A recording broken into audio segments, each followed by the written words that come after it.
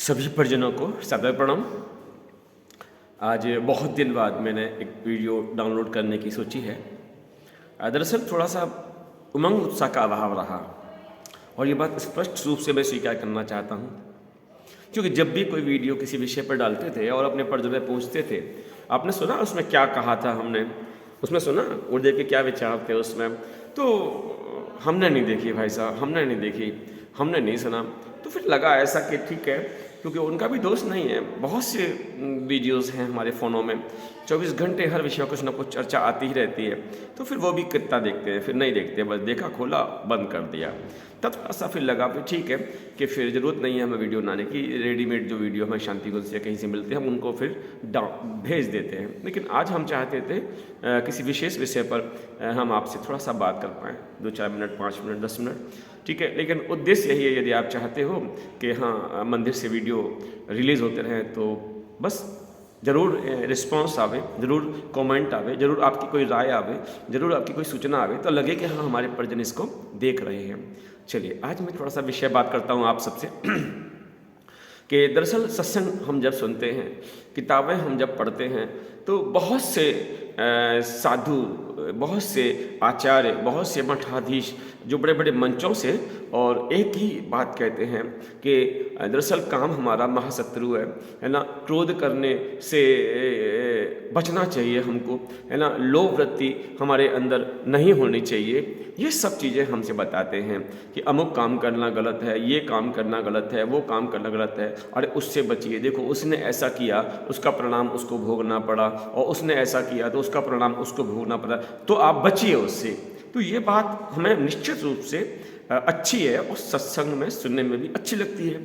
लेकिन कोई साधु, कोई भी आचार्य या कोई भी ज्ञानी हमें ये नहीं बताता कि मात्र कहने भर से कि हम बच जाएंगे, कि आपको बचना चाहिए और हम बच गए। काम महाशत्रु है, उसे बचिए, अरे हम बच गए। लेकिन कमाल की बात है, जिस काम ने भगवान शंकर को नहीं छोड़ा, जिस काम ने विश्वामित्र की तपस्या भंग कर दी, है ना, वो कामनाएं हमारे अंदर कैसे शांत हों, उसका तरीका क्या है, उसका अभ्यास क्या, उसकी एक्सरसाइज क्या, उसका उपचार क्या है, इस पर कोई बात करना नहीं चाहता। तो आज मैं आपसे करना चाहता हूँ, हम ये बिल्कुल नहीं कहते कि हाँ ये एक सावधान करने के लिए तो ठीक है कि आप इनसे बचिए, ये गलत है, इनसे बचिए, ये गलत है, इनसे बचिए। लेकिन बहुत सुंदर बात है कि कोई ऐसा तरीका होना चाहिए कि हम उस रास्ते पर चलना शुरू कर दें, हम उस रास्ते को फॉलो करना शुरू कर दें, और क्या हो उसके बाद हमारी इच्छा अपने आप ही उन चीज़ों से दूर होना शुरू हो जाए। तो दरअसल बहुत शॉर्ट में एक बात कहूँगा कि हम ऊर्जा के पिंड हैं, जैसा मैं पहले कई वीडियो बता चुका हूँ, हम ऑलरेडी ऊर्जा के पिंड हैं। तो हमारा स्वरूप ऊर्जा में है और परमात्मा का स्वरूप भी ऊर्जा में है। और जब ऊर्जा अपने निम्न स्तर की ओर चलती है और ऊर्जा जब उच्च स्तर की ओर चलती है तो हमारे अंदर विशेष परिवर्तन होते हैं। अब समझिए, एक व्यक्ति जप, तप, ध्यान, साधना आदि सब चीज़ों को करता है ना। एक व्यक्ति ऐसा कुछ नहीं करता, विशेष प्रतीक पूजा तक करता है, बस जल चढ़ा दिया, अगरबत्ती लगा दी, हालांकि अच्छा है, बुरा नहीं है, लेकिन वो कोई बहुत ज़्यादा गहराई से इस रास्ते पर नहीं चलता।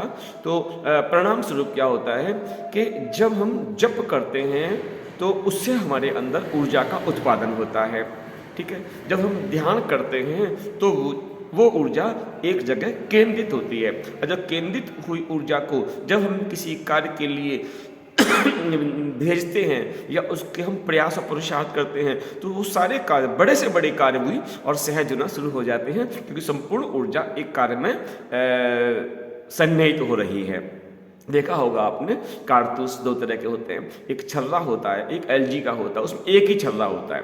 तो छर्रे वाले कारतूस जब हम किसी को मारते हैं, फेंकते हैं, तो लक्ष्य नहीं भेदा जाता, हाँ घायल हो जाते हैं। लेकिन जब इसे हम कहते हैं एक ही गोली इसमें होती है, बिखरी हुई नहीं होती, वो बंधी हुई होती है, जब उसको हम कहीं मारते हैं तो परिणाम बिल्कुल अलग निकल के आते हैं। ऐसे ही ऊर्जा को एकत्रित करने के लिए ध्यान, ध्यान, ध्यान, हाँ ध्यान, ठीक है साहब। तो ये सब क्या है, ऊर्जा का उत्पादन, ठीक है। ऊर्जा को शेष लक्ष्यों के लिए प्रयोग करना, ये है ये है इसे कहते हैं हम धर्म, इसे कह सकते हैं हम ईश्वरी रास्ते पर चलने की प्रक्रिया। दूसरा है कि ऊर्जा की निम्नता। जब आप कुछ नहीं करते, ऊर्जा का उत्पादन किसी तरीके से नहीं हो पाता, आप ना ध्यान कर पाते, ना योग कर पाते, ना जप कर पाते, तो ऊर्जा आपकी निम्न चक्रों में, नीचे के चक्रों में, मूलाधार में स्थित रहती है, वो ऊपर की ओर चलने का प्रयास नहीं करती। और परिणाम स्वरूप ये होता है कि हमारे अंदर काम पिपासा, हमारे अंदर जड़ता, हमारे अंदर आलस, हमारे अंदर प्रमाद, हमारे मन की चंचलता, हमारे अंदर बेचैनी, हमारे अंदर इंद्रियों को भोगने की अति तीव्र इच्छा, ये सब इस बात का प्रमाण है कि हमारी ऊर्जा अधोगति की ओर जा रही है, ऊर्ध्व गति की ओर नहीं जा रही है। तो मैं कहना चाहूँगा, ये इन चीज़ों के पीछे बहुत मत भागिए कि ये छोड़ो, कि वो छोड़ो, वो छोड़ो। सब कहते हैं, सब कहते हैं। अब किसी मंचासीन व्यक्ति ने कह दिया कि अरे साहब आप विलासता छोड़ दीजिए, आप ब्राह्मण जीवन का निर्वाह कीजिए, लेकिन उनके जीवन में झांकेंगे आप तो करोड़ों रुपए, अरबों रुपए की उनकी संपत्ति है, बड़ी बड़ी गाड़ियों में घूमते हैं, जय जयकार लोगों की होती है, वो सब होता है। और यही कारण है कि आज पढ़ा लिखा वर्ग जो है ऐसे आचार्यों से दूर रहता है, और सब कहते हैं कि नहीं साहब ये कहते कुछ और हैं और करते कुछ और हैं। इसलिए हमें क्या करना है उसको समझ लीजिए, हमें एक ही काम करना है, हमें वो युक्ति बतानी है कि दरअसल कोई काम यदि गलत है, उसको यदि छोड़ना है, उसका तरीका क्या है। एक ही तरीका है कि आप अपने अंदर अपनी ऊर्जा का स्तर बढ़ाइए। क्या करिए साहब, ऊर्जा का स्तर बढ़ाइए।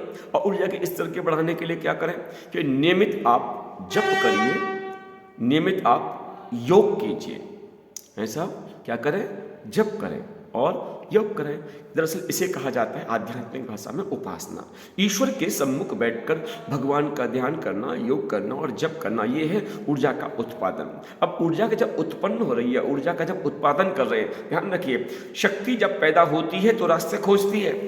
यदि आप कहेंगे अब क्या करें, तो फिर आप एक काम करिए कि अब जो ऊर्जा आपने उत्पादन की है, अब उसको साधिए।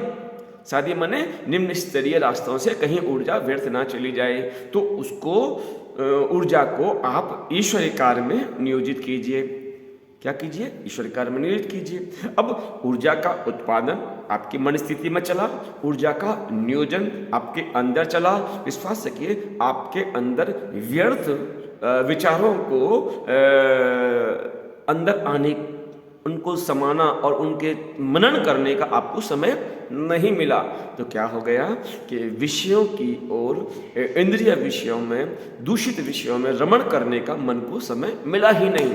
इसलिए क्या किया, ऊर्जा का जैसे जैसे स्तर ऊंचा होता है उसका नाम बुद्धिमानी है, और ऊर्जा का जैसे जैसे स्तर निम्न स्तरीय अवस्था में जाता है उसका नाम मनमानी है। जब मन अच्छे काम करने ना करे, जब मन सत्संग सुनने की इच्छा ना करे, जब मन जो है उच्च स्तरीय मापदंडों को स्वीकार करने के लिए मना कर दे, तब आप जान जाना कि हमारी ऊर्जा का स्तर निम्न स्तरीय हो गया है। तो हमें अब जप और तप बढ़ाने की आवश्यकता है। और याद रखना, ये जैसे जैसे आपके ऊर्जा का स्तर बढ़ता चला जाएगा, फिर कोई कहना नहीं पड़ेगा काम छोड़िए, क्रोध छोड़िए, लोभ छोड़िए, मूल आपकी चेतना का स्तर इतना ऊंचा हो जाएगा कि इन चीजों में आपको रस आना बंद हो जाएगा। अगर धोखे से भी कुछ विचार दूषित आ भी जाते हैं तो आपके अपने अंदर ग्लानि होगी, आपके अंदर ये महसूसता होगी कि हमसे गलती हुई है। आज एक बात और कहता हूं मैं, जरा समझिए मेरी बात को। दो तरह के लोग मैंने देखे हैं। एक तरह के लोग होते हैं, मंदिर भी आते हैं, पूजा भी करते हैं, जप भी करते हैं, है ना। और एक तरह के वो लोग होते हैं जो मंदिर मस्जिद में बहुत ज़्यादा ध्यान नहीं देते, है ना। तो दरअसल जो मंदिर मस्जिद में बिल्कुल नहीं आ पाए, उन्हें गलत तो नहीं कह सकते हम। निश्चित ऊर्जा का स्तर अच्छा होगा, शायद इसलिए उनके अंदर ये इच्छा पैदा नहीं हो रही, मैं ये नहीं कहता। और सबके ऊर्जा का स्तर अच्छा हो इसलिए नहीं आ रहे, मैं ये भी नहीं कह सकता।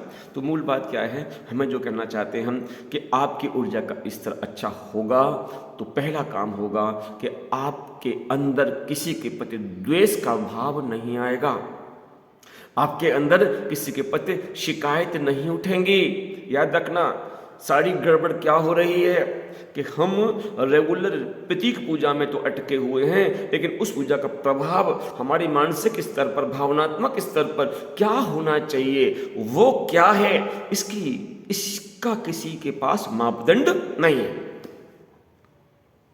तो चलिए मैं आपसे करना चाहता हूँ, बहुत से संकल्प ऐसे हैं, वीडियो लंबा होगा इसलिए बहुत शॉर्ट में, तो आप क्या करिए, बहुत ज़्यादा अपने आप को समझाने की जरूरत नहीं है, बस आप अपने आप को साधना में रत कर लीजिए। प्रतिदिन कम से कम 3 माला, सब कुछ ठीक है तो लगता है कि मन बहुत चंचल है तो 11 माला, कम से कम 11 माला का जाप, और कम से कम नित्य अग्निहोत्री यज्ञ ये जरूर कीजिए। वातावरण क्या करता है भाई साहब यज्ञ से, कि हमारे आसपास जो है दूषित विचारों का प्रभाव जो होता है वो समाप्त हो जाता है यज्ञ से, और आसपास जब दूषित विचारों का प्रभाव समाप्त हो जाता है तो मेरे अंदर दूषित विचारों की प्रवेशता नहीं हो पाती, और जब मेरे अंदर दूषित विचारों की प्रवेशता नहीं होती तो मेरे चिंतन में अच्छे अच्छे संकल्प आते हैं, और वे अच्छे संकल्प, विश्वास रखिए, मेरे कर्म में परिणत होना शुरू हो जाते हैं। इसलिए आपके अंदर ऊर्जा का ना अभाव हो, इसलिए आप नित्य अपना जप, नित्य अपना तप, और याद रखना अपनी समीक्षा जरूर करते रहिए।